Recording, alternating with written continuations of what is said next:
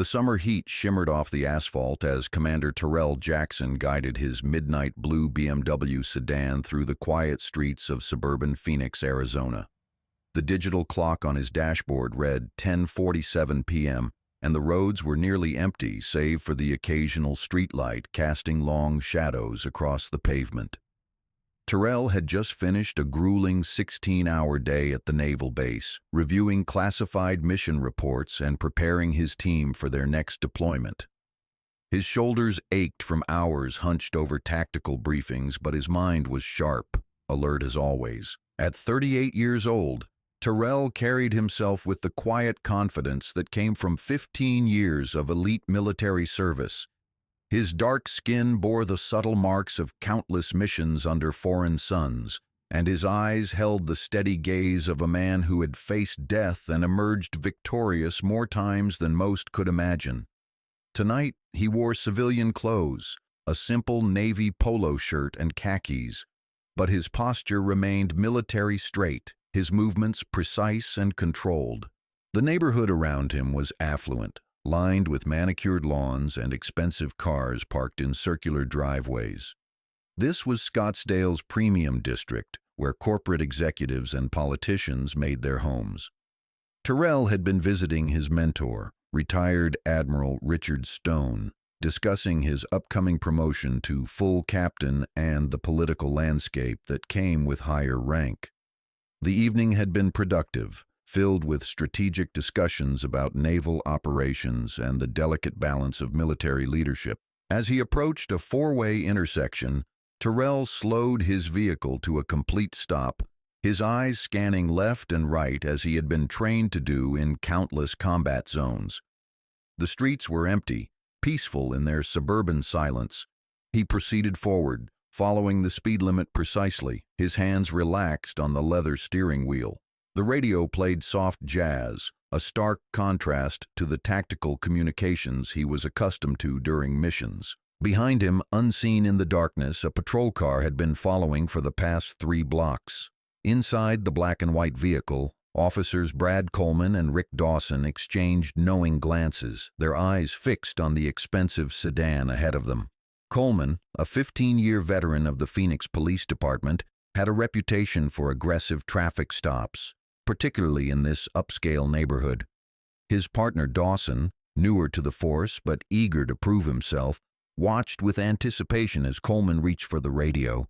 Coleman was a stocky man in his early 40s, his weathered face bearing the perpetual scowl that had become his trademark. His uniform was immaculate, pressed and starched, but his attitude was anything but professional.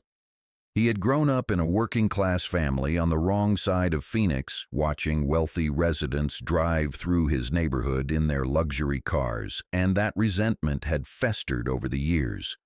To him, every expensive vehicle represented an opportunity to assert his authority, especially when the driver didn't fit his narrow definition of who belonged in such neighborhoods. Dawson, 10 years younger and hungry for advancement, had learned to follow Coleman's lead. His clean-shaven face and eager demeanor masked a willingness to compromise his integrity for the sake of fitting in with the department's old guard. He had joined the force with genuine intentions to serve and protect, but the toxic culture had gradually eroded his moral compass, replacing it with a desire for approval from veterans like Coleman. The radio crackled to life as Coleman called in the stop, his voice carrying the casual confidence of routine authority. Unit 247 initiating traffic stop, he announced, his eyes never leaving the BMW ahead. Possible equipment violation, Lincoln Drive and 42nd Street. The dispatcher acknowledged with a monotone confirmation, and Coleman activated the patrol car's emergency lights, painting the quiet street in alternating red and blue. Terrell noticed the lights immediately, his training kicking in as he assessed the situation. His pulse remained steady, his breathing controlled. He had been pulled over before, usually in situations like this where his presence in an upscale neighborhood had drawn unwanted attention. Each time, he had handled the interaction with military precision, providing identification, following instructions, and maintaining his composure regardless of the officers' attitudes. Tonight would be no different. He guided his vehicle to the curb, parking beneath a streetlight that illuminated the interior of his car. His movements were deliberate as he rolled down the window, placed his hands on the steering wheel where they could be clearly seen, and waited. The engine ticked softly as it cooled, the only sound in the otherwise silent street. Through his rearview mirror, he watched the two officers exit their patrol car, their body language aggressive and purposeful. Coleman approached the driver's side window with the swagger of a man who had conducted thousands of similar stops. His hand rested casually on his service weapon, not as a genuine threat assessment, but as a psychological tool designed to establish dominance. His flashlight beam cut through the darkness, sweeping across the interior of the BMW before settling on Terrell's face. The bright light was intentionally harsh, designed to disorient and intimidate, but Terrell's expression remained calm and focused. Dawson took position near the passenger side of the vehicle, his own flashlight adding to the harsh illumination. He was following standard protocol for a high-risk stop, though nothing about the situation warranted such tactics. The expensive car, the late hour, and the driver's race had triggered their suspicions, transforming a routine traffic encounter into something more confrontational. "Evening," Coleman said, his voice carrying an undertone of hostility masked as professional courtesy. His eyes scanned the interior of the vehicle, looking for anything that might justify the stop or escalate the situation. The car was immaculate, its leather interior showing no signs of the contraband or evidence he hoped to find. The registration and insurance documents were neatly organized in the center console, and there were no visible weapons or suspicious items. "License and registration," Coleman demanded, his flashlight beam remaining fixed on Terrell's face. The commander reached slowly for his wallet, his movements deliberate and visible. Years of military training had taught him to telegraph his intentions clearly, to avoid any misunderstanding that might escalate a situation unnecessarily. His fingers found his driver's license and military identification card, both carried in a leather wallet that had accompanied him through deployments in 3 different theaters of operation. As he handed over the documents, Coleman's expression shifted slightly. The license showed a local address, expensive neighborhood, but what caught his attention was the military identification card that had fallen partially out of the wallet. Instead of the respect such identification typically commanded, Coleman's lips curved into a dismissive smirk. He examined the license first, noting the address and comparing the photo to the man before him. "Military man," Coleman said, his tone suggesting mockery rather than respect. His partner Dawson leaned closer, peering at the identification with exaggerated interest. Both officers exchanged a look that spoke volumes about their attitude toward the situation. They had encountered veterans before, usually treating them with a mixture of suspicion and condescension, particularly when those veterans didn't match their preconceptions about who deserved to live in such neighborhoods. "Navy SEAL," Dawson read aloud, his voice dripping with skepticism. He held the identification card up to his flashlight, examining it as if it were a poorly constructed fake. The official military hologram caught the light, its security features clearly visible, but Dawson's expression suggested he remained unconvinced. "Sure you are," he added with a chuckle that was meant to be heard.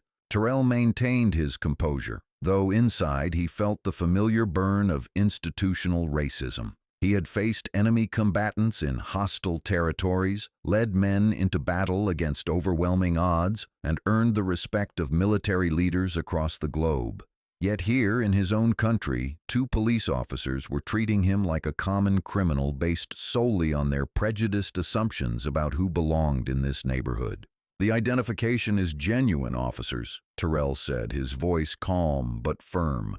He could see the doubt in their eyes, the way they handled his military credentials as if they were props in an elaborate deception. His years of service, his numerous commendations, his leadership of one of the military's most elite units, all of it was being dismissed by two men who had never faced a fraction of the challenges he had overcome. Coleman turned the identification card over in his hands, his flashlight illuminating the official seals and security features that marked it as authentic military documentation.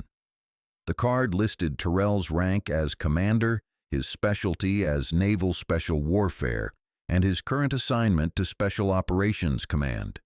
Any reasonable person would have recognized the significance of such credentials, but Coleman's prejudices had already clouded his judgment. "These can be faked pretty easily these days," Coleman said, his tone suggesting he had made up his mind regardless of the evidence before him. He held the card at arm's length, squinting at it with exaggerated suspicion. "You wouldn't believe how many wannabes try to pass themselves off as military heroes."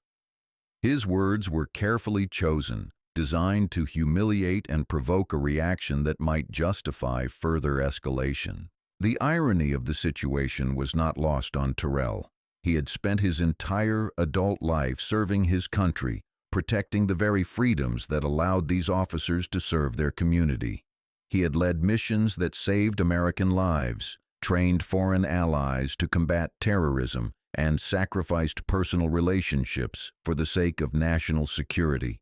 Yet here he was, being treated as if he were the threat to public safety. Dawson walked around to the passenger side of the BMW, his flashlight beam dancing across the windows and exterior. He was looking for any excuse to search the vehicle, any minor infraction that might justify their aggressive approach. The car was spotless, its registration current, its inspection sticker clearly visible on the windshield. Everything about the vehicle and its owner spoke to careful attention to detail and respect for the law. "What brings you to this neighborhood so late at night?" Coleman asked, his question loaded with implication. The assumption was clear in his tone that Terrell didn't belong here, that his presence required justification beyond the simple fact that he was a free citizen traveling on public roads. It was a question that revealed more about the officer's mindset than any criminal behavior on Terrell's part. "I was visiting a friend," Terrell replied, his military training helping him maintain his composure despite the growing tension. He could feel the situation escalating, the officer's body language becoming more aggressive, their questions more pointed. This was familiar territory for him, unfortunately, but he had learned to navigate such encounters with patience and dignity intact. The streetlight overhead cast harsh shadows across the faces of the three men, creating a scene that felt more like an interrogation than a routine traffic stop. Coleman continued to examine Terrell's identification with theatrical skepticism, his partner Dawson circling the vehicle like a predator looking for weakness. The quiet suburban street had become a stage for institutional prejudice, witnessed only by empty houses and darkened windows. "What's your friend's name?"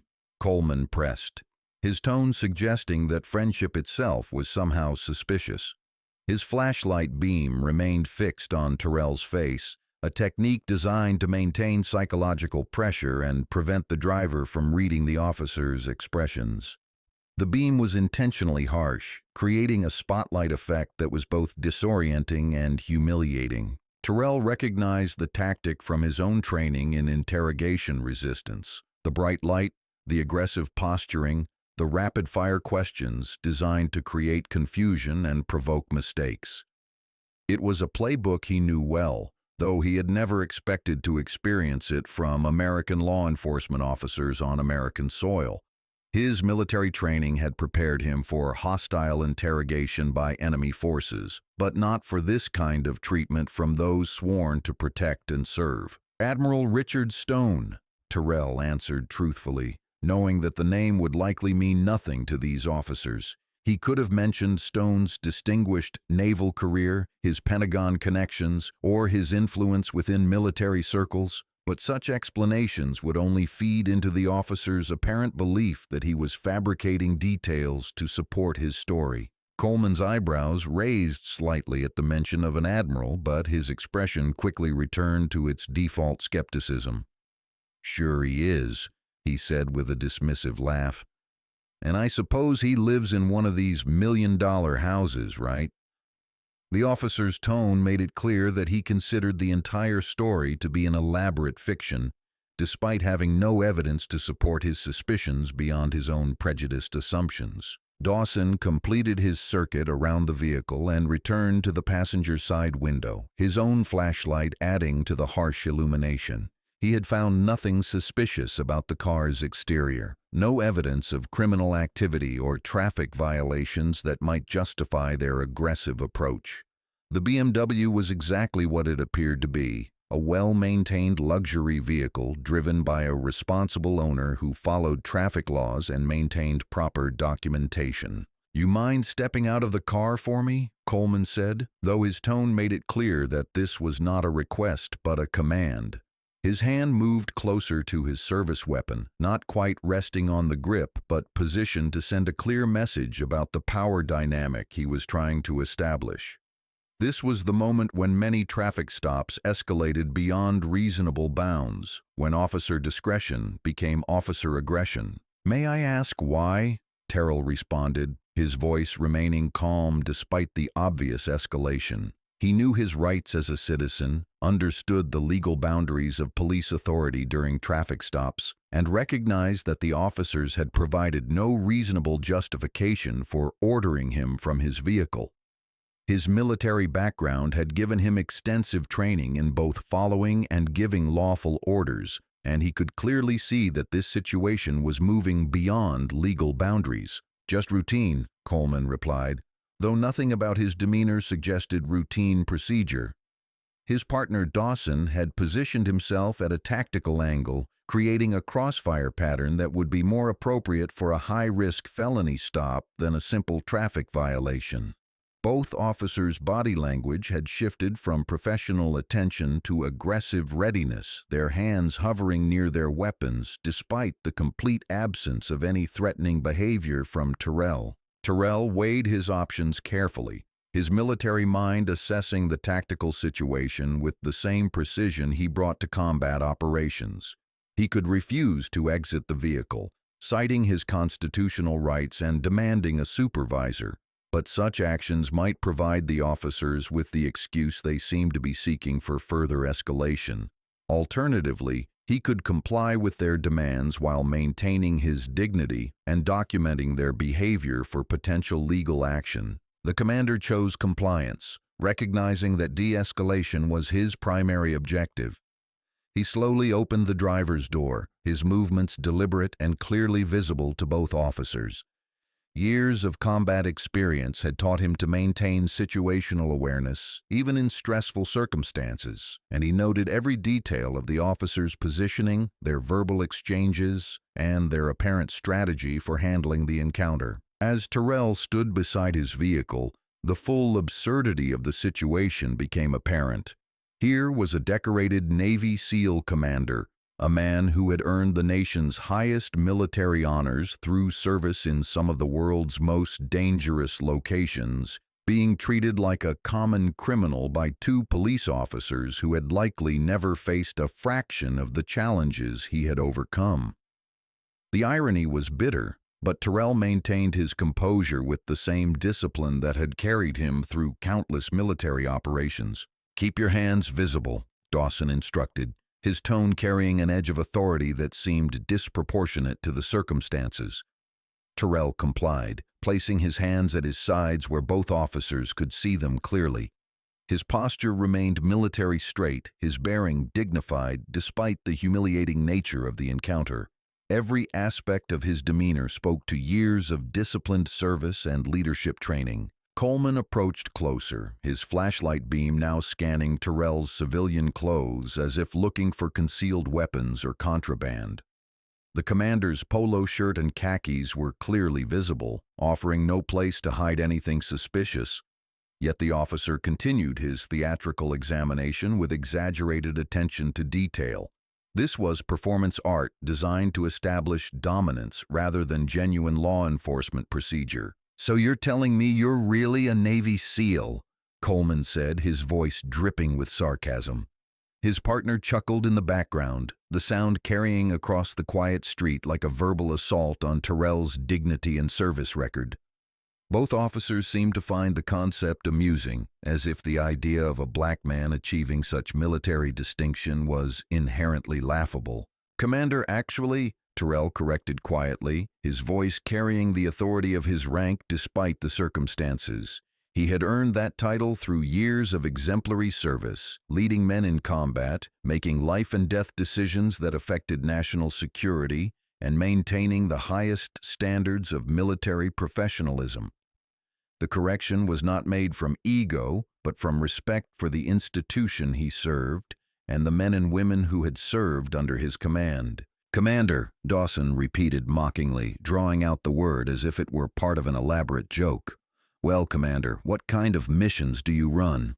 His tone suggested that he considered the entire military rank structure to be some kind of game rather than the serious hierarchy that governed one of the world's most professional fighting forces. The question put Terrell in a difficult position, as much of his actual service record was classified at levels that would require security clearances these officers certainly didn't possess. His real missions had involved counter-terrorism operations, hostage rescue, and strategic reconnaissance in locations that couldn't be discussed with civilians. The classified nature of his work meant that he couldn't provide the kind of detailed answers that might convince skeptical listeners of his authenticity. "Much of my service record is classified," Terrell replied honestly, knowing that such an answer would likely fuel rather than diminish the officer's skepticism. Military special operations existed in a world of compartmentalized information, where even basic mission parameters were restricted to those with operational need to know. This secrecy, necessary for national security, often made it difficult for special operations personnel to explain their work to civilian authorities. Coleman and Dawson exchanged another knowing look, their expressions suggesting that they had expected exactly such an answer. "Of course it is," Coleman said with mock understanding. "How convenient that you can't tell us anything specific about your super-secret military service."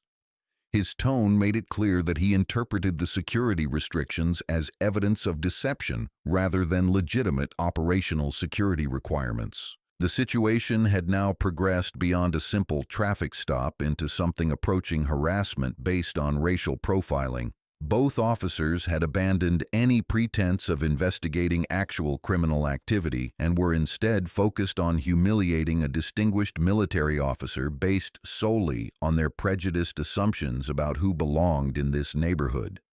Their behavior represented everything wrong with policing when personal bias overcame professional responsibility. Terrell remained silent for a moment, recognizing that anything he said would likely be twisted to support the officer's preconceived conclusions.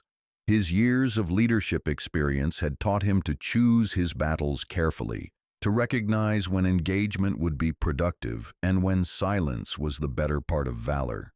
This was clearly a situation where his words would carry little weight against the officer's determined skepticism. The night air was warm and still, carrying the scent of desert flowers from the nearby landscaping. Under different circumstances, it would have been pleasant to stand outside on such a beautiful evening, but the presence of the two hostile officers had transformed the peaceful street into a battlefield where dignity and prejudice clashed in ways that would have consequences far beyond this single encounter. Unknown to Coleman and Dawson, their every word and action was being recorded by multiple sources that would soon prove devastating to their careers and personal lives. Terrell's BMW was equipped with a sophisticated dashboard camera system that captured both audio and video from multiple angles, documenting the entire encounter in high-definition detail. More importantly, the quiet residential street was monitored by an extensive network of security cameras belonging to the wealthy homeowners who valued their privacy and protection above all else. At his residence 3 blocks away, Admiral Richard Stone sat in his study reviewing intelligence reports when his phone buzzed with an alert from his home security system. The former Pentagon official maintained the same level of situational awareness in retirement that had served him during 4 decades of military service. and his security network extended well beyond his own property lines.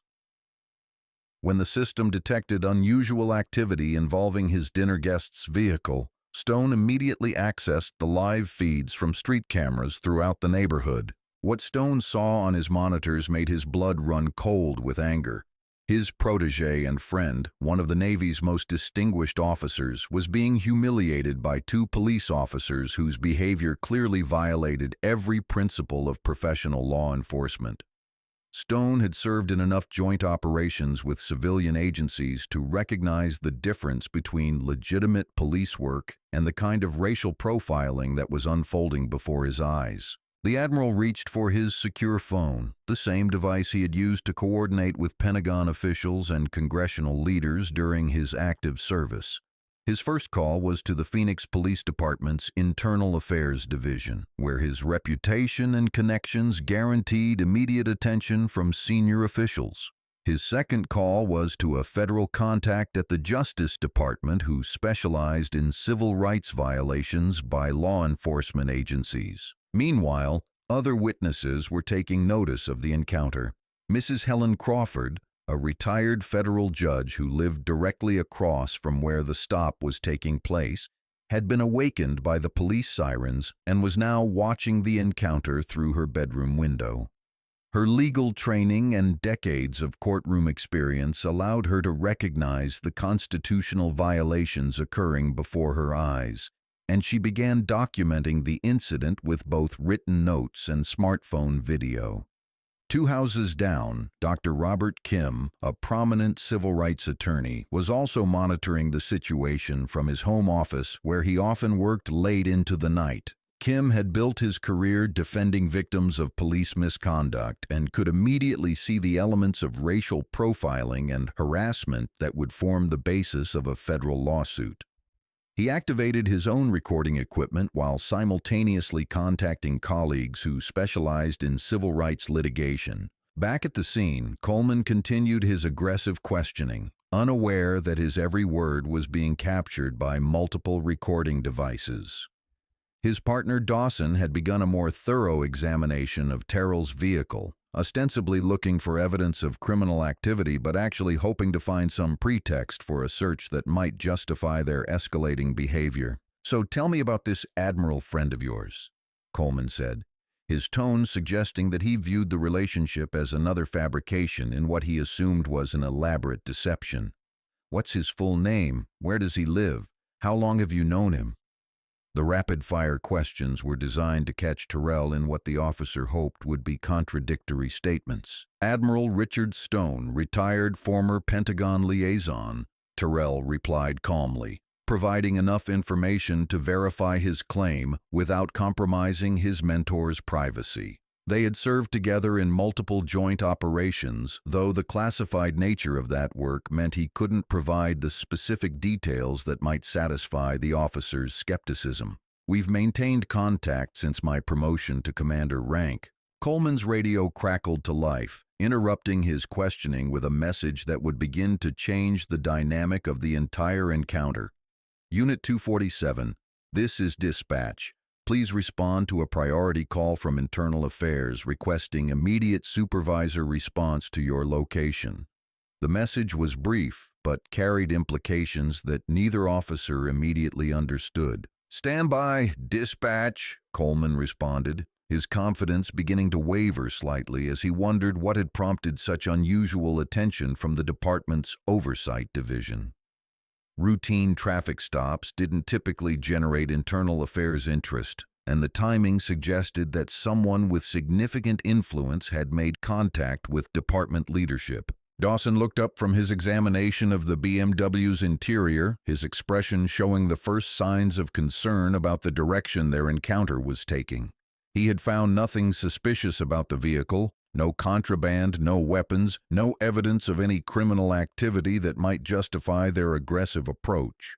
The car was exactly what it appeared to be, the possession of a law-abiding citizen who maintained his vehicle and documentation properly. "Is there a problem, officers?" Terrell asked quietly, though his military training allowed him to read the subtle changes in their demeanor that suggested the power dynamic was beginning to shift. His voice remained calm and professional, showing none of the satisfaction he felt at seeing the officers' growing unease about their handling of the situation. At that moment, a second patrol car arrived at the scene, its emergency lights adding to the display that had already attracted the attention of several neighborhood residents. The arriving vehicle carried Sergeant Kevin Hayes, a 20-year veteran of the Phoenix Police Department whose reputation for professionalism and fairness had earned him respect throughout the law enforcement community. Hayes had received the unusual direct call from Internal Affairs, requesting his immediate response to oversee what was described as a potentially problematic traffic stop. Hayes exited his patrol car with the measured confidence of an experienced supervisor who had handled countless similar situations throughout his career. His approach was noticeably different from that of Coleman and Dawson, lacking the aggressive posturing that had characterized their interaction with Terrell. Years of supervisory experience had taught him to assess situations quickly and objectively, without allowing personal bias to cloud his judgment. "What's the situation here?" Hayes asked as he approached the group, his question directed at his subordinate officers but his eyes already taking in the details of the scene. He noted the expensive vehicle, the well-dressed civilian standing calmly beside it, and the body language of his officers that suggested tension and uncertainty rather than routine enforcement action. "Traffic violation, sir," Coleman replied, though his voice lacked the confidence he had displayed earlier in the encounter. "Failure to yield, possible equipment violations. We were conducting a routine investigation when dispatch contacted us about Internal Affairs interest." His explanation was technically accurate but incomplete, omitting the racial profiling and harassment that had characterized their approach. Hayes examined Terrell's identification documents, his experienced eyes immediately recognizing the authentic security features of military credentials that his subordinates had dismissed as potential forgeries. The identification clearly showed commander rank in Naval Special Warfare, current active duty status, and high-level security clearance markings that indicated legitimate special operations background. "Commander," Hayes said respectfully, extending his hand in a gesture of professional courtesy that was noticeably different from his subordinate's hostile approach. "Sergeant Kevin Hayes, Phoenix PD. I apologize for any inconvenience this stop may have caused." His tone carried the authority of rank, but also the respect due to a fellow service member, regardless of branch affiliation. The contrast between Hayes' professional demeanor and his subordinate's earlier behavior was stark enough to be noticed by everyone present. Terrell accepted the handshake, noting the sergeant's firm grip and direct eye contact that spoke to military experience and leadership training. This was how the encounter should have proceeded from the beginning, with mutual respect between professionals serving their respective communities. "Are these gentlemen normally this thorough in their traffic enforcement?" Terrell asked quietly, his question carrying enough edge to make it clear that he had not appreciated the treatment he had received. His tone remained professional, but the implication was unmistakable that the stop had progressed well beyond reasonable bounds of police authority. Hayes glanced at Coleman and Dawson, his expression making it clear that he would be conducting a thorough review of their actions once the immediate situation was resolved. Internal Affairs' interest in a routine traffic stop suggested that someone with significant influence had raised concerns about the officer's conduct, and such complaints were taken seriously by department leadership. "Let me see the dash cam footage," Hayes said to Coleman, his request carrying the weight of a direct order from a superior officer. Modern patrol cars were equipped with recording systems designed to protect both officers and civilians by providing objective documentation of police encounters, and Hayes knew that such evidence would either support or contradict his subordinate's version of events. Coleman's face paled visibly at the mention of dash cam footage, a reaction that Hayes immediately noticed and filed away for future investigation. Experienced supervisors learned to read their subordinates' body language, and Coleman's sudden discomfort suggested that he was not confident the recording would support his version of events. Dawson shifted uncomfortably beside his partner, both officers now realizing that their conduct was about to be subjected to objective scrutiny. "There might be a technical issue with the camera system," Coleman said hesitantly, his voice lacking conviction as he attempted to provide an excuse for what Hayes would soon discover was a deliberately disabled recording system.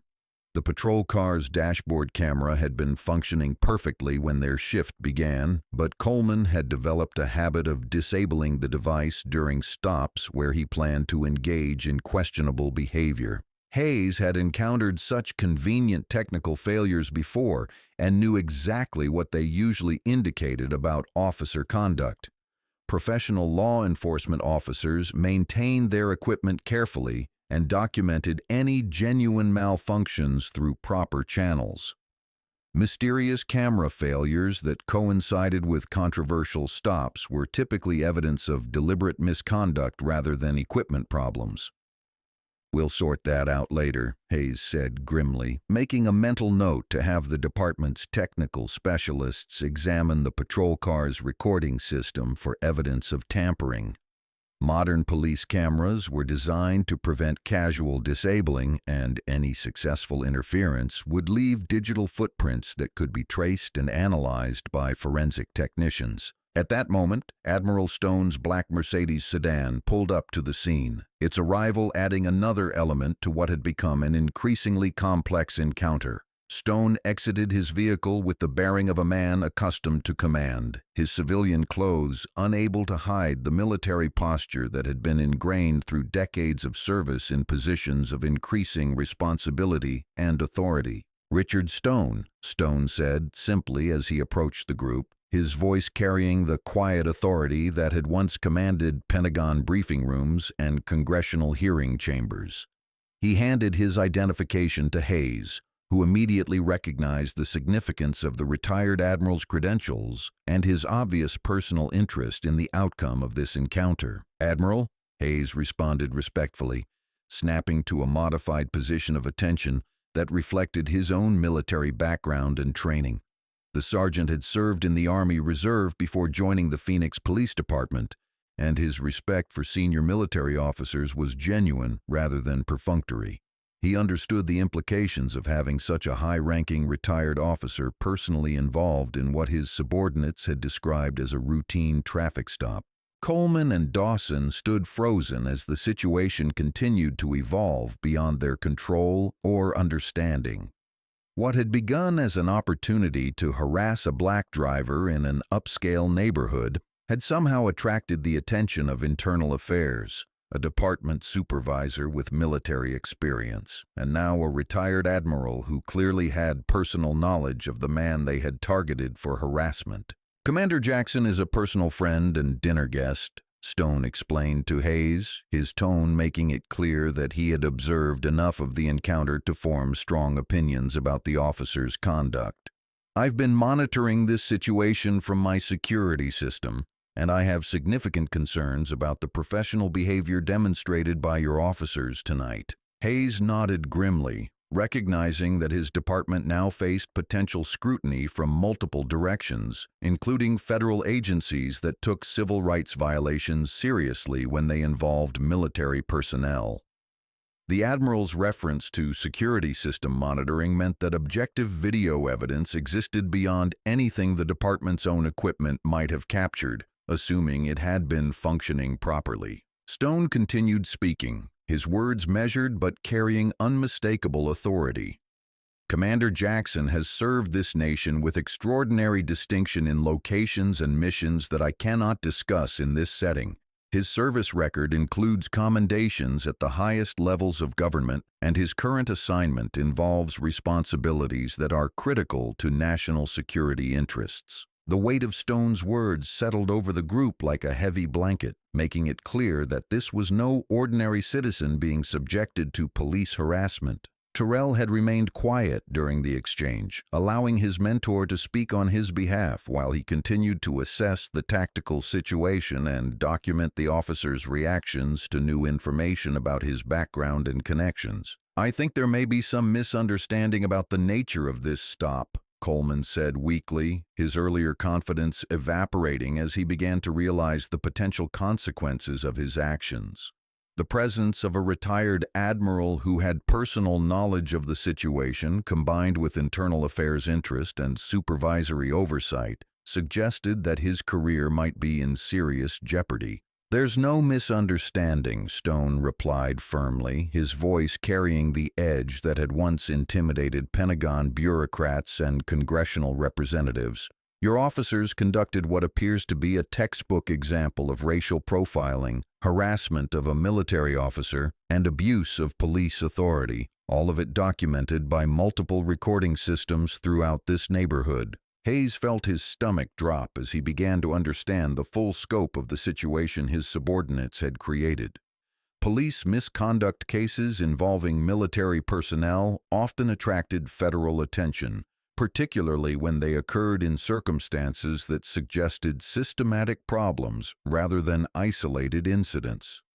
The Admiral's mention of multiple recording systems meant that the department would not be able to control the narrative through selective editing of official footage. At that moment, Dr. Kim approached the group, his identification as a prominent civil rights attorney adding yet another layer of complexity to what had already become a legal and public relations nightmare for the Phoenix Police Department.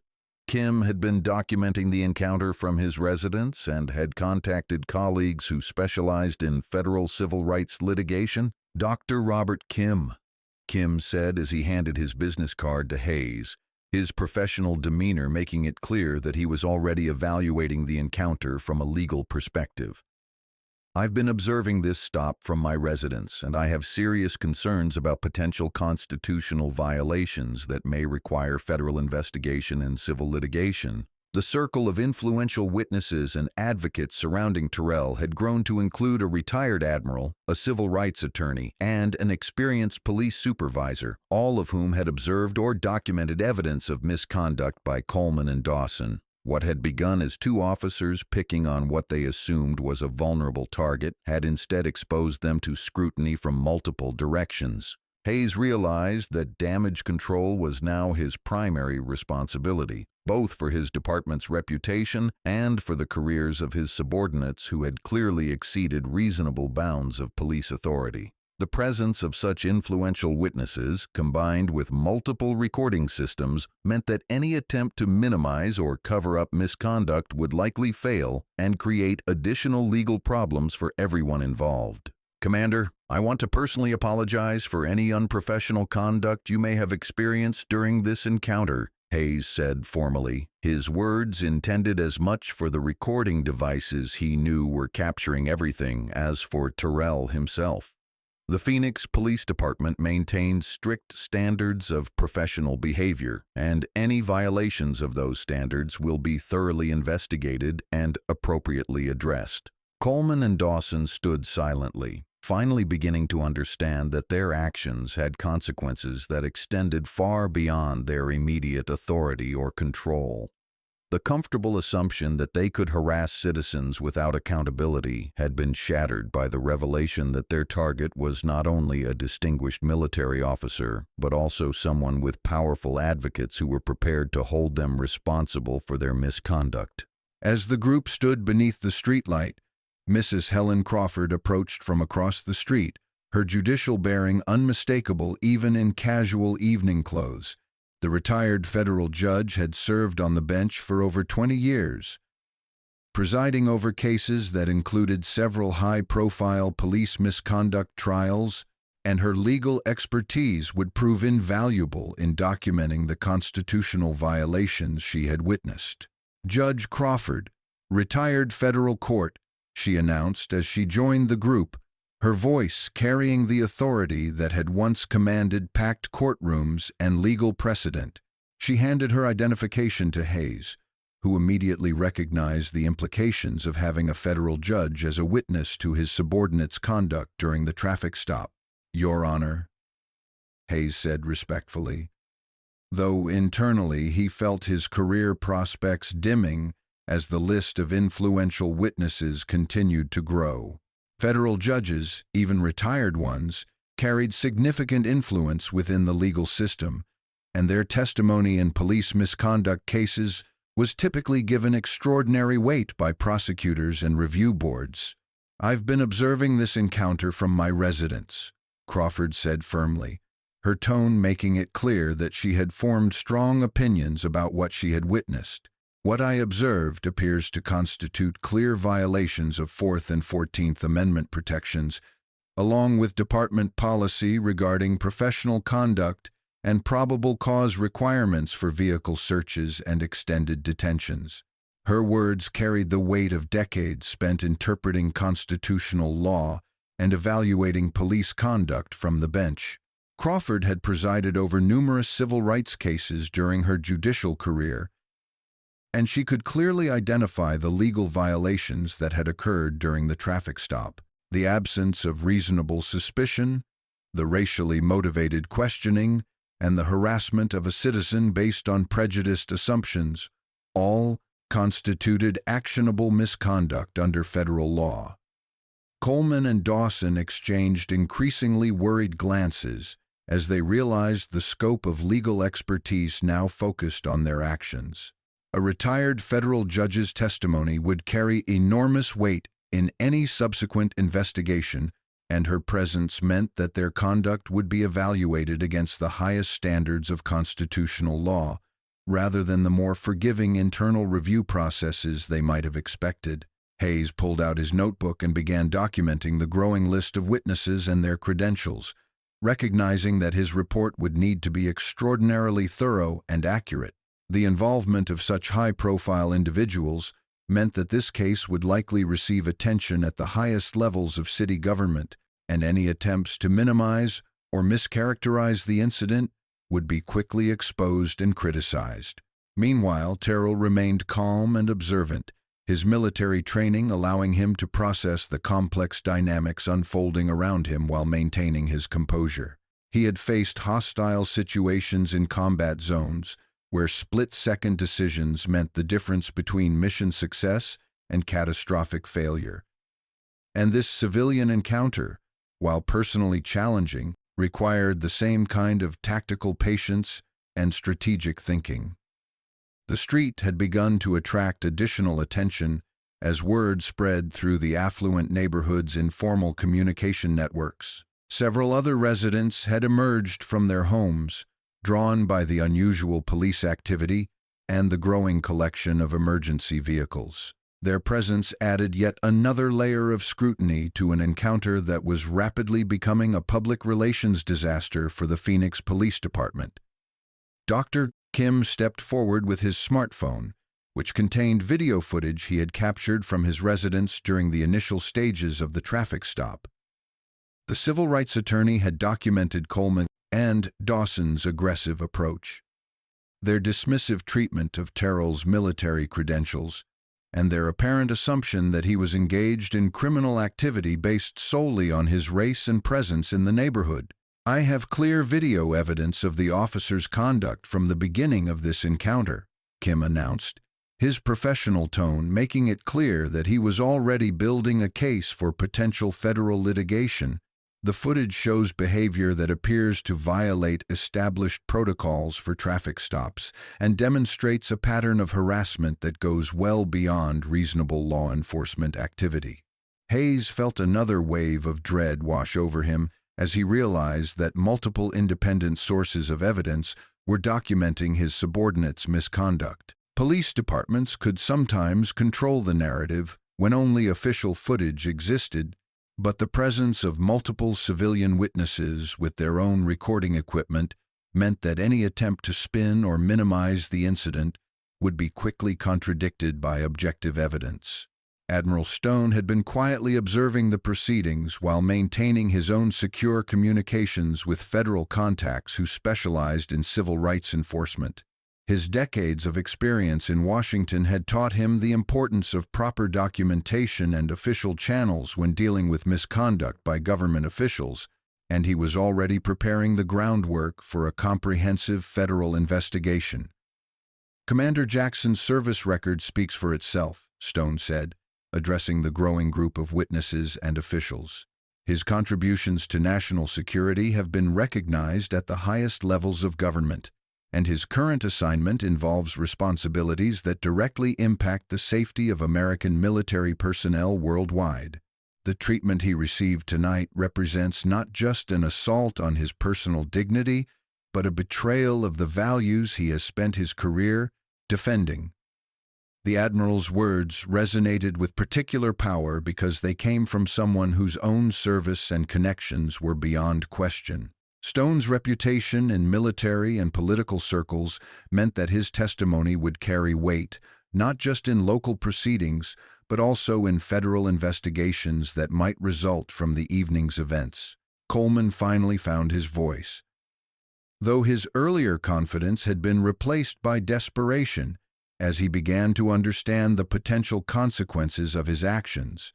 "Sir, there may have been some miscommunication about the nature of our interaction with the suspect," he said, his choice of words revealing that he still didn't fully grasp the gravity of his situation. "Suspect," Crawford repeated sharply, her judicial experience allowing her to immediately identify the problematic language. On what basis was Commander Jackson considered a suspect, and what specific criminal activity did you observe that justified treating a decorated military officer as a potential threat to public safety? The question hung in the air like an indictment, exposing the fundamental flaw in the officer's approach to the encounter. They had assumed criminal behavior based on racial profiling rather than observing actual evidence of wrongdoing, and their subsequent actions had been motivated by prejudice rather than legitimate law enforcement concerns. Hayes realized that his subordinates had no satisfactory answer to the judge's question because their actions had been based on assumptions rather than facts. Professional police work required reasonable suspicion, supported by articulable facts, but Coleman and Dawson had operated from the beginning based on racial stereotypes and personal bias rather than objective evidence of criminal activity. The sergeant made a decision that would prove crucial for his own career survival and the department's reputation. "Gentlemen," he said firmly to Coleman and Dawson, "you're relieved of duty pending a full investigation of this incident. Please return to your patrol car and remain available for questioning by internal affairs investigators." The relief from duty was a clear signal that Hayes recognized the severity of his subordinates' misconduct and was taking immediate action to address it. Such decisive leadership would be noted favorably by federal investigators and civil rights advocates who were already evaluating the department's response to the incident. Coleman and Dawson walked slowly back to their patrol car, their careers effectively over, though they didn't yet fully understand the implications of their actions. The presence of so many influential witnesses, combined with multiple sources of video evidence, meant that they would face not only departmental discipline, but likely criminal charges and federal civil rights violations. As the two disgraced officers retreated, the remaining group continued to document the incident and discuss next steps for ensuring accountability and justice.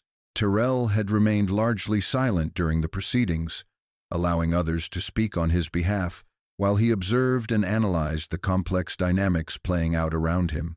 The situation took another significant turn when two black sedans with federal license plates pulled up to the scene, their arrival coordinated through Admiral Stone's contacts at the Justice Department.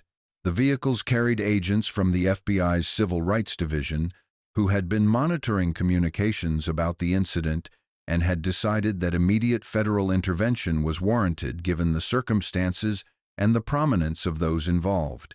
Agent Lisa Morgan, a 15-year veteran of civil rights investigations, emerged from the lead vehicle with the confident bearing of someone accustomed to taking control of complex situations. Her partner, Agent David Chen, carried recording equipment and evidence collection materials that would be used to document the scene and preserve testimony from witnesses while memories were still fresh and details remained clear. "Agent Morgan, FBI Civil Rights Division," she announced as she approached the group, her credentials immediately commanding attention from everyone present. "We've received reports of potential civil rights violations occurring at this location. and we're here to conduct a preliminary investigation and ensure that all relevant evidence is properly preserved for federal review. The arrival of federal agents transformed the dynamic of the encounter from a local police matter into something with national implications. FBI involvement meant that Coleman and Dawson would face federal prosecution if evidence supported charges, and the Phoenix Police Department would be subject to federal oversight and potential consent decree requirements if systematic problems were identified. Hayes felt simultaneously relieved and concerned about the federal presence. On one hand, it demonstrated that higher authorities were taking the incident seriously and would ensure proper investigation and accountability. On the other hand, it meant that his department's handling of the situation would be scrutinized at the federal level, with potential consequences for everyone from patrol officers to senior command staff. Agent Morgan began by interviewing each witness separately, using professional techniques designed to elicit detailed accounts while preserving the integrity of testimony for potential courtroom proceedings.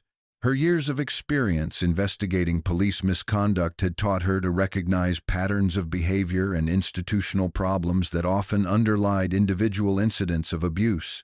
Judge Crawford was the first to provide her account, describing in precise legal language the constitutional violations she had observed from her residence. Her testimony was particularly valuable because of her expertise in federal law and her ability to articulate the specific legal standards that had been violated during the traffic stop.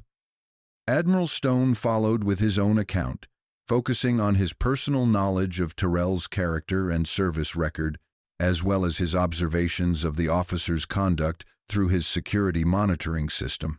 The Admiral's testimony would carry significant weight because of his own distinguished service and his first-hand knowledge of the victim's background and reputation. Dr. Kim provided both his personal observations and the video evidence he had collected from his residence, offering to make his footage available for federal analysis and potential use in criminal prosecutions.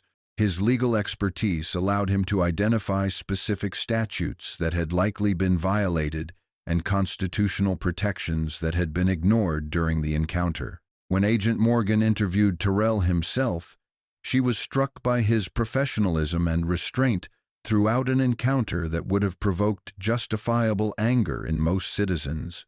His military training was evident in his precise recollection of events, his objective analysis of the officer's behavior, and his focus on facts rather than emotions when describing his experience. "Commander," Agent Morgan said after completing her initial interview, "I want to assure you that this incident will receive thorough investigation at the federal level. Civil rights violations by law enforcement officers are among our highest priorities, particularly when they involve service members who have demonstrated such distinguished commitment to our nation." Terrell nodded his appreciation for the agent's professional approach, though he remained focused on ensuring that justice was served not just for him personally, but for all citizens who might face similar treatment in the future. His military oath had committed him to defending the Constitution against all enemies, foreign and domestic, and he viewed this incident as an attack on the constitutional principles he had sworn to protect. Agent Chen had been documenting the scene and collecting evidence, including downloading footage from security cameras throughout the neighborhood and examining the patrol car's supposedly malfunctioning recording equipment. His technical expertise would be crucial in establishing a timeline of events and preserving evidence that might be used in federal prosecutions. The examination of Coleman's patrol car revealed what Chen immediately recognized as deliberate tampering with the dashboard camera system.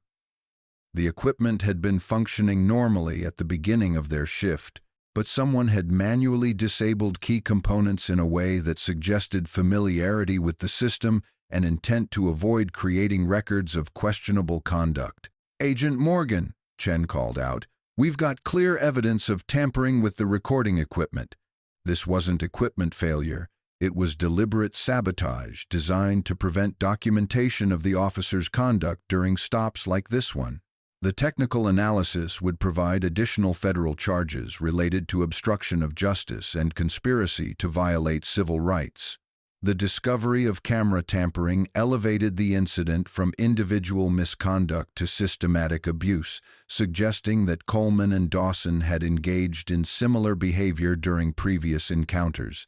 Federal investigators would now examine all of their recent cases for patterns of abuse, particularly involving minority citizens in affluent neighborhoods where they assumed their actions would go unnoticed and unreported. Hayes realized that his department was now facing a federal investigation that would likely uncover additional problems beyond this single incident. Camera tampering suggested institutional knowledge and possibly supervisory negligence in oversight of patrol operations. The implications could extend throughout the department's command structure and result in federal oversight of police operations. As the federal agents continued their investigation, word of the incident began to spread through law enforcement and military communities. Social media posts by neighborhood residents had already begun attracting attention, and news organizations were starting to pick up the story of a decorated Navy SEAL commander being harassed by Phoenix police officers during a routine traffic stop. The Phoenix Police Department's Public Information Office received its first media inquiries within 2 hours of the incident, asking for official comment on reports of racial profiling and harassment of a military officer. The department's initial response would prove crucial in determining whether the incident remained a local matter or exploded into a national controversy about police accountability and civil rights. Admiral Stone had been coordinating with his own contacts in Washington, ensuring that appropriate officials at the Pentagon and Department of Defense were aware that one of their most distinguished officers had been targeted for harassment by local law enforcement. Military leadership took such incidents seriously, particularly when they involved special operations personnel whose security and effectiveness could be compromised by hostile local authorities. By midnight, less than 2 hours after the initial traffic stop, the incident had attracted attention from federal investigators, civil rights organizations, military leadership, and news media. What Coleman and Dawson had assumed would be a routine harassment of a vulnerable citizen had instead exposed them to scrutiny from multiple directions and triggered investigations that would have consequences extending far beyond their own careers. The next morning brought a media firestorm that neither the Phoenix Police Department nor the officers involved had anticipated. Video footage from multiple sources had been leaked to news organizations overnight, showing clear evidence of racial profiling and harassment of a decorated military officer. The story quickly gained national attention as civil rights organizations and veterans groups condemned the officer's conduct and demanded accountability. Morning news programs led with the story, featuring interviews with retired military officers who spoke about the service record and character of Commander Terrell Jackson, whom many knew by reputation even if they hadn't served with him directly.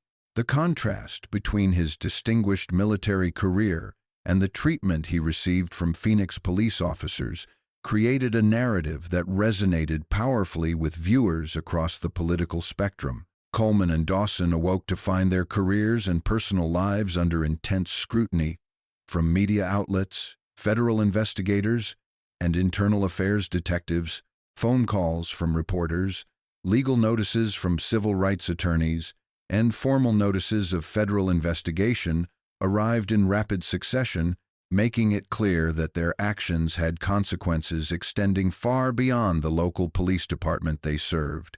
The Phoenix Police Department held an emergency press conference, with Chief of Police Robert Martinez attempting to control the narrative while acknowledging the seriousness of the allegations. The chief announced that both officers had been placed on administrative leave pending investigation, and he promised full cooperation with federal authorities examining potential civil rights violations. However, the department's response was widely criticized as insufficient by civil rights organizations that had been monitoring police misconduct cases in Phoenix for years. The incident involving Commander Jackson was not seen as an isolated event, but rather as part of a pattern of racially motivated policing that had been documented but inadequately addressed by department leadership. Judge Crawford provided a televised interview that afternoon, using her judicial experience and legal expertise to explain the constitutional violations that had occurred during the traffic stop. Her analysis was particularly damaging to the officer's defense because it came from someone whose legal credentials and judicial experience were beyond question, making her testimony credible to legal professionals and the general public alike. The constitutional protections against unreasonable search and seizure are not suggestions, Crawford explained during her interview.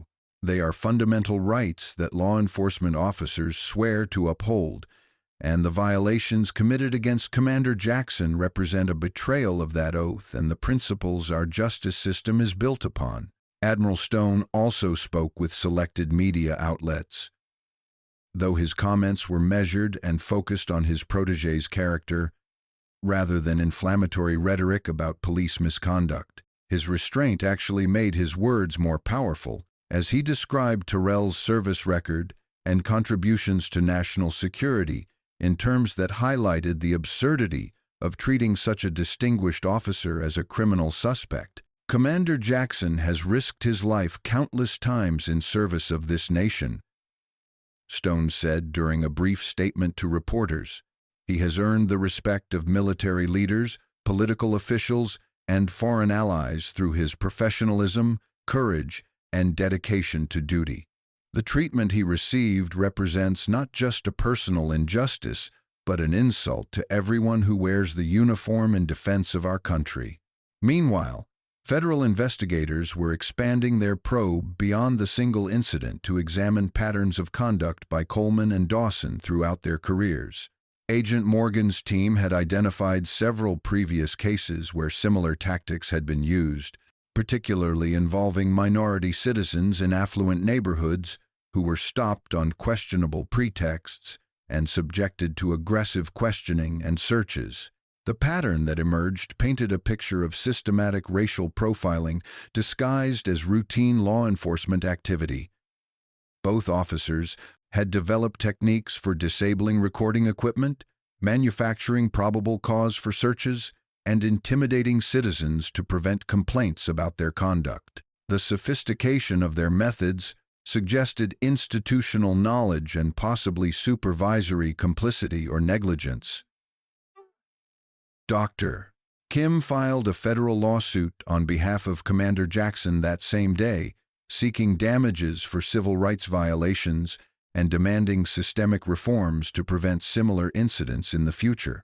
The lawsuit named not only the individual officers but also the Phoenix Police Department and city government, alleging that inadequate oversight and training had created an environment where such misconduct could flourish unchecked. The legal complaint detailed specific constitutional violations, including illegal detention, harassment based on racial profiling, and failure to follow established protocols for traffic stops. The lawsuit sought both monetary damages and injunctive relief requiring federal oversight of police operations until systematic reforms could be implemented and verified by independent monitors. Terrell himself remained largely out of the public eye, following military protocols for handling media attention while criminal and civil investigations were ongoing.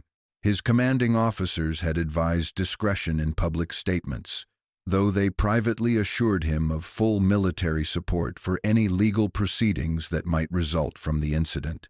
The military's response was swift and decisive, with Pentagon officials making it clear that harassment of service members by civilian law enforcement agencies was taken seriously at the highest levels of government. Military personnel stationed in the Phoenix area received briefings about their rights during police encounters and were provided with contact information for legal assistance if they experienced similar treatment. Local community organizations seized on the incident as an example of broader problems with policing in minority communities, organizing protests, and demanding comprehensive reforms to address racial bias in law enforcement. The fact that the victim was a highly decorated military officer made their arguments more compelling to audiences who might otherwise have been skeptical of police misconduct allegations.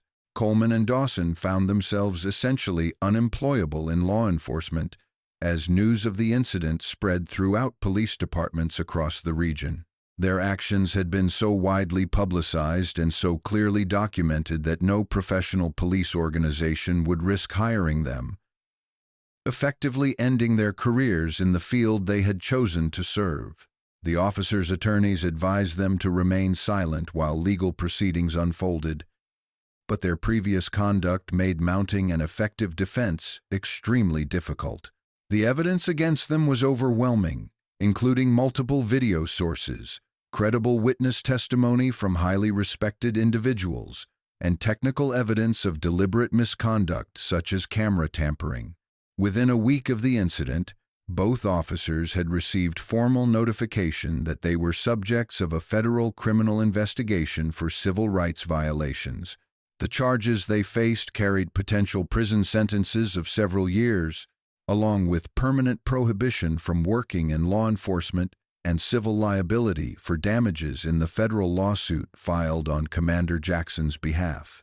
The incident also prompted broader questions about police training, supervision, and accountability within the Phoenix Police Department.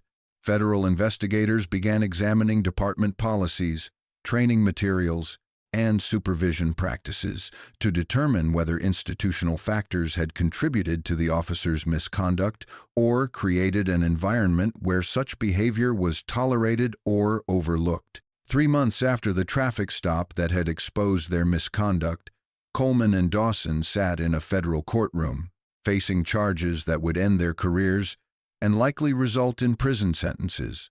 The evidence against them had grown stronger during the investigation, as federal agents uncovered additional instances of racial profiling, evidence tampering, and abuse of authority that established a clear pattern of criminal behavior extending back several years. The courtroom was packed with reporters, civil rights advocates, and military personnel who had come to witness justice being served. Commander Terrell Jackson sat in the front row, his dress uniform displaying the ribbons and decorations that told the story of his distinguished service to the nation these officers had betrayed through their actions. Federal prosecutor Sarah Williams presented a case that was devastating in its thoroughness and clarity. Video evidence from multiple sources showed the officers' conduct during the traffic stop, while technical analysis of their patrol car's recording equipment proved deliberate tampering designed to conceal their behavior from oversight. Witness testimony from Judge Crawford, Admiral Stone, and Dr. Kim provided expert analysis of the constitutional violations and their broader implications. The prosecution's case was strengthened by evidence of similar conduct in previous cases, including testimony from other victims who had been subjected to harassment and racial profiling by the same officers. The pattern of behavior established that the incident involving Commander Jackson was not an isolated mistake, but part of a systematic approach to policing that violated both departmental policy and federal civil rights law. Defense attorneys attempted to characterize their clients' actions as unfortunate misunderstandings rather than deliberate misconduct, but the evidence made such arguments difficult to sustain. The deliberate disabling of recording equipment, the aggressive questioning based on racial assumptions, and the dismissive treatment of authentic military credentials all pointed to intentional violations of established law and procedure. Judge Patricia Holmes, who was presiding over the federal trial, had extensive experience with civil rights cases and was known for her careful attention to constitutional protections.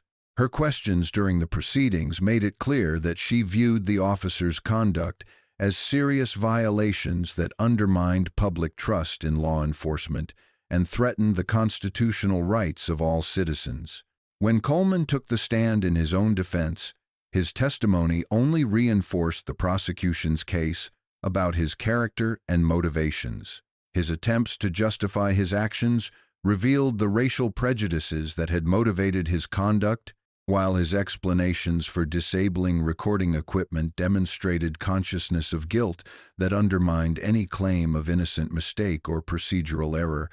Dawson's testimony was even more damaging to their defense, as he admitted under cross-examination that he had followed his partner's lead, despite recognizing that their conduct violated department policy and constitutional protections. His admission of knowing wrongdoing eliminated any possibility of claiming ignorance or inadvertent error as a defense against the charges. The trial lasted 2 weeks and included testimony from law enforcement experts who explained proper procedures for traffic stops and the constitutional requirements for detention and questioning of citizens. Their analysis made it clear that Coleman and Dawson had violated virtually every established protocol for professional police conduct from the moment they decided to stop Commander Jackson's vehicle. Admiral Stone's testimony was particularly powerful, as he described not only the evening's events but also Commander Jackson's service record and the irony of a decorated military officer being treated as a criminal by the very citizens he had spent his career protecting. Stone's military bearing and obvious credibility with the jury helped establish the human cost of the officer's misconduct beyond the legal violations involved. Dr. Kim testified about the broader implications of the officer's conduct, explaining how racial profiling and police harassment affected entire communities and undermined the relationship between law enforcement and the citizens they were sworn to serve. His analysis connected the individual incident to larger patterns of discrimination that federal civil rights laws were designed to prevent. Judge Crawford's testimony provided the legal framework for understanding why the officer's actions constituted serious federal crimes rather than mere policy violations or professional misconduct. Her explanation of constitutional protections and their historical development helped the jury understand the fundamental principles that had been violated during the traffic stop. Commander Jackson himself testified with the same precision and professionalism he brought to his military duties, describing the incident in factual terms while maintaining his dignity despite the humiliating treatment he had received. His restraint and focus on facts rather than emotions made his testimony more powerful and credible with jurors who might have been skeptical of more emotional appeals. The prosecution's closing argument emphasized that the defendants had betrayed their oaths as police officers and violated the constitutional rights of a citizen who had dedicated his life to serving his country. The case was presented not just as individual misconduct, but as an attack on the principles of equal protection and due process that formed the foundation of American democracy. Defense closing arguments attempted to minimize the significance of the officers' actions and portray them as dedicated public servants who had made honest mistakes under difficult circumstances. However, the evidence of deliberate misconduct and the pattern of similar behavior made such characterizations difficult for jurors to accept. The jury deliberated for less than 6 hours before returning guilty verdicts on all federal civil rights charges against both defendants.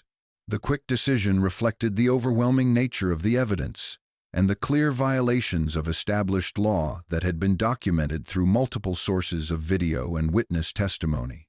Coleman received a sentence of 4 years in federal prison, while Dawson was sentenced to 3 years, with both men also receiving substantial fines and permanent prohibition from working in law enforcement. Judge Holmes noted during sentencing that their conduct had undermined public trust in law enforcement and violated the constitutional rights of a distinguished military officer who deserved better treatment from those sworn to protect and serve.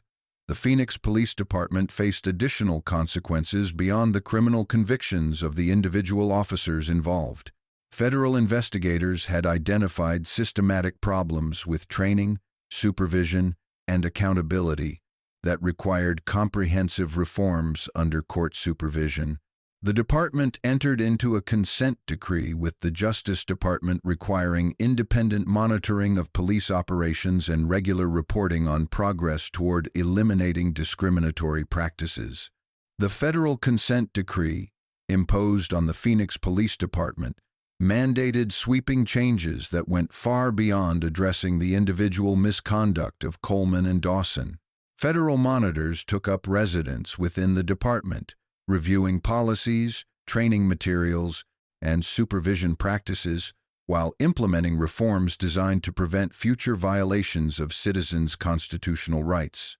The first major change involved mandatory training on implicit bias, de-escalation techniques, and constitutional protections for all department personnel. Officers were required to complete extensive coursework on professional conduct, community relations, and the legal standards governing police interactions with citizens. The training emphasized respect for military personnel and recognition of the service and sacrifice represented by authentic military credentials.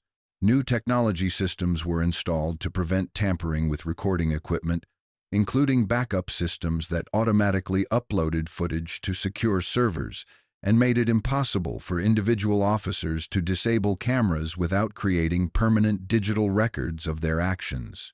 Supervisory personnel received real-time access to footage from patrol cars, allowing immediate intervention when officers appeared to be exceeding reasonable bounds of authority.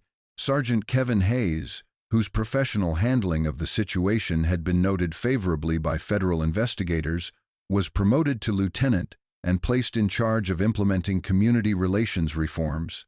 His military background and demonstrated commitment to constitutional policing made him an ideal leader for building bridges between the department and the communities it served. The consent decree also mandated regular community meetings where citizens could voice concerns about police conduct and receive information about their rights during police encounters. These sessions were particularly valuable in minority communities where trust in law enforcement had been damaged by incidents like the harassment of Commander Jackson and other cases of racial profiling that had come to light during the federal investigation. Commander Jackson continued his military service but also became involved in training programs for law enforcement agencies across the country, sharing his perspective on professional conduct and constitutional protections. His unique position as both a distinguished military officer and a victim of police misconduct gave his words special resonance with police audiences who might otherwise have been defensive about criticism of law enforcement practices. The civil lawsuit filed by Dr. Kim resulted in a binding, substantial settlement paid by the city of Phoenix, with the majority of the funds going toward community programs designed to improve police community relations and prevent future incidents of racial profiling. Commander Jackson donated his portion of the settlement to organizations supporting veterans' rights and civil rights advocacy. Admiral Stone used his influence within military and political circles to advocate for better training and coordination between military installations and local law enforcement agencies. His efforts resulted in formal protocols for handling interactions between police and military personnel, ensuring that service members' sacrifices were recognized and respected by civilian authorities. Judge Crawford returned to limited judicial service as a visiting judge specializing in civil rights cases, using her expertise to ensure fair treatment for victims of police misconduct, while also working to improve training for law enforcement officers on constitutional requirements. Her involvement helped bridge the gap between legal theory and practical police work. Dr. Kim expanded his civil rights practice to focus specifically on cases involving military personnel, recognizing that service members faced unique challenges when dealing with civilian authorities who might not understand or respect military culture and service. His work helped establish precedents for protecting the rights of veterans and active duty personnel in civilian legal proceedings. The incident also prompted changes at the federal level, with the Department of Justice creating new guidelines for investigating civil rights violations involving military personnel. The special status of service members and the national security implications of harassment by local authorities were recognized in protocols that ensured rapid federal response to such incidents. Coleman and Dawson served their federal prison sentences in different facilities, their law enforcement backgrounds, making them targets for other inmates who had negative experiences with police. Both men struggled to adapt to life behind bars, finally beginning to understand the consequences of their actions and the harm they had caused not only to Commander Jackson, but to public trust in law enforcement generally. Upon their release from federal prison, both former officers faced ongoing challenges in finding employment, as their criminal convictions and the publicity surrounding their case made them unemployable in most fields. They became cautionary examples used in police training programs to illustrate the personal and professional consequences of constitutional violations and racial bias. The Phoenix Police Department gradually rebuilt its reputation through consistent implementation of the reforms mandated by the federal consent decree. Community trust improved slowly but steadily as residents observed changes in police behavior and accountability measures that ensured officers who violated citizens' rights faced swift and appropriate consequences. Officer Kevin Hayes, now Lieutenant Hayes, became a nationally recognized expert on constitutional policing and community relations, speaking at conferences and training sessions across the country. His experience managing the aftermath of the Jackson incident gave him credibility with both law enforcement and community advocates seeking to improve police-community relations. The neighborhood where the original traffic stop had occurred became a symbol of positive change, with residents actively participating in community policing programs and serving as advocates for accountability and reform. The affluent community's willingness to confront racial bias within their own area helped create broader coalitions supporting civil rights and police reform. 5 years after the traffic stop that had exposed systematic problems within the Phoenix Police Department, the city had become a model for other communities seeking to address police misconduct and rebuild trust between law enforcement and minority populations. The comprehensive reforms implemented under federal oversight had not only prevented future incidents, but had actually improved public safety by strengthening community cooperation with police investigations. Commander Terrell Jackson had been promoted to captain and continued to serve with distinction, his experience with police harassment having deepened his commitment to protecting constitutional rights both at home and abroad. His military assignments now included liaison work with domestic law enforcement agencies, helping to ensure that military personnel received appropriate treatment from civilian authorities. The training programs that Captain Jackson helped develop had been adopted by police departments across the nation, creating standardized protocols for interactions between law enforcement and military personnel. These programs emphasized mutual respect, recognition of service, and understanding of the unique challenges faced by veterans transitioning to civilian life. Admiral Stone had written a book about his experience witnessing the harassment of his protege, using the incident to explore broader themes of service, sacrifice, and the responsibilities of citizenship in a democracy. The book became required reading in military leadership courses and was widely used in police academies to illustrate the importance of treating all citizens with dignity and respect. Judge Crawford had established a scholarship fund for law students interested in civil rights work, ensuring that future generations of attorneys would be prepared to defend constitutional protections and hold government officials accountable for abuse of authority. Her fund had supported dozens of young lawyers who went on to careers fighting discrimination and protecting vulnerable populations. Dr. Kim's civil rights practice had grown into a national organization specializing in cases involving military personnel and police misconduct. His work had helped establish important legal precedents, protecting service members' rights, while also contributing to broader reforms in police training and accountability measures.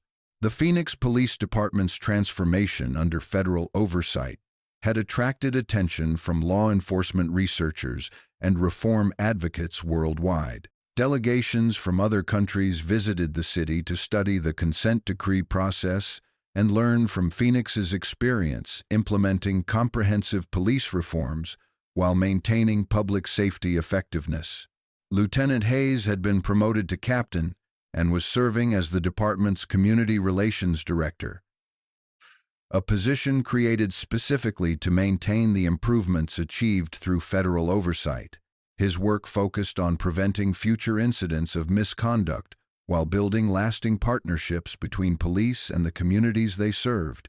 Coleman and Dawson had faded into obscurity after their release from federal prison, their names remembered primarily as cautionary examples in training programs designed to prevent future incidents of police misconduct. Their careers and reputations had been permanently destroyed by their actions during a single traffic stop that had seemed routine but had exposed fundamental character flaws and institutional problems.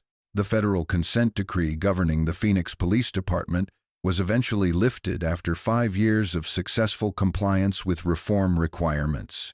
However, many of the changes implemented during the oversight period had become permanent parts of department culture and operations, ensuring that the improvements would continue even without federal supervision. The incident had also prompted changes in how military personnel were trained to interact with civilian law enforcement, with service members receiving specific instruction on their rights during police encounters and procedures for reporting misconduct to appropriate authorities. This training helped prevent future incidents while also providing military personnel with tools for protecting themselves and their fellow service members. Civil rights organizations that had been involved in the case continued to monitor police conduct in Phoenix and other communities, using the precedents established in the Jackson case to advocate for reforms and accountability in other jurisdictions facing similar problems with racial profiling and abuse of authority. The story of Commander Jackson's harassment and the systemic reforms that followed became a case study in law schools, police academies, and public administration programs across the country.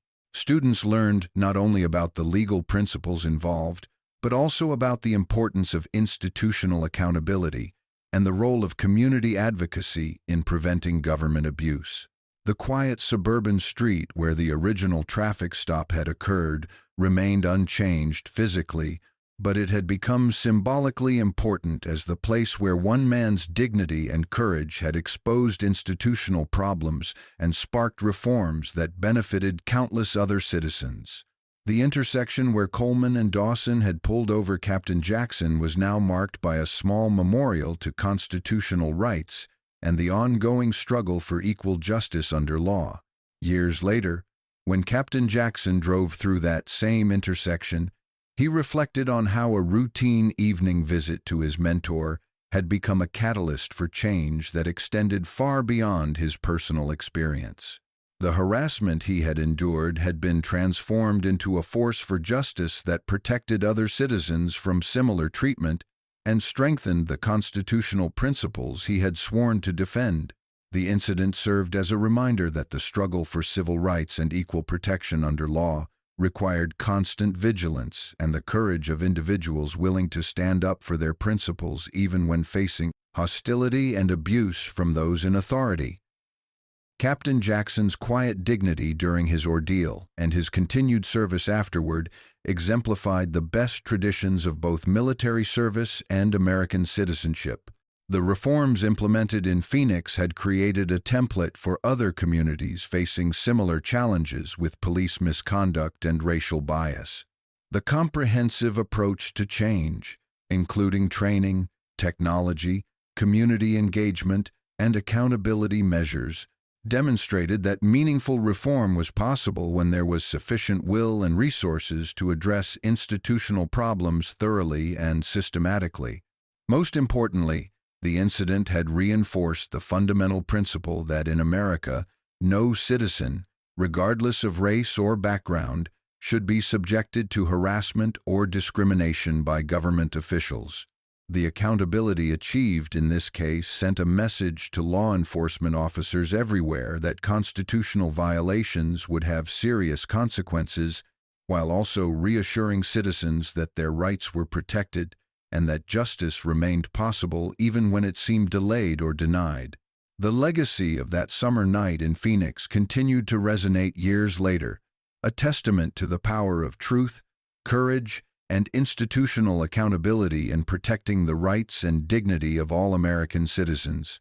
What had begun as an act of prejudice and abuse had ultimately strengthened the very constitutional principles it had been intended to undermine, proving once again that justice, though sometimes delayed, could ultimately prevail when good people refused to remain silent in the face of injustice.